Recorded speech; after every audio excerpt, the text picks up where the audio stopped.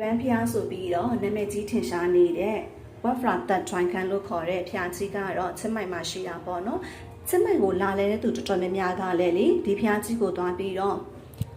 ဆူတောင်းကြတယ်အဋိဋ္ဌံပြုကြတယ်ပေါ့နော်အဋိဋ္ဌံပြည့်အောင်မြင်သွားတဲ့သူတွေကလည်းဒီဖျားမှာကွာစပယ်ပန်းတွေကတ်လူရင်ရနေပြီးတော့စပယ်ပန်းတွေကလေဒီဖျားရဲ့ရှေ့မှာ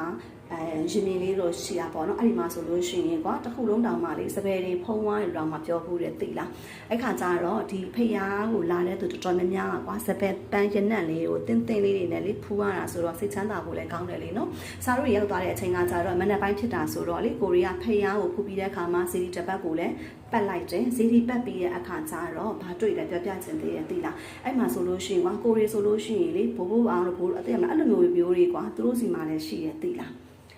ထားပါတော့ပြီးတဲ့အခါကျပြောပြအောင်မယ်သိလားဒီဖျားကလေတောင်ပေါ်မှာဖြစ်တဲ့အတွက်ချင်းမိုင်ရဲ့လေတစ်မျိုးလုံးရဲ့ view ကိုလေအပေါ်ကနေကြည့်လို့ရတာဖြစ်တဲ့အတွက်လေတွားပြီးတော့ဖူးတဲ့ဖျား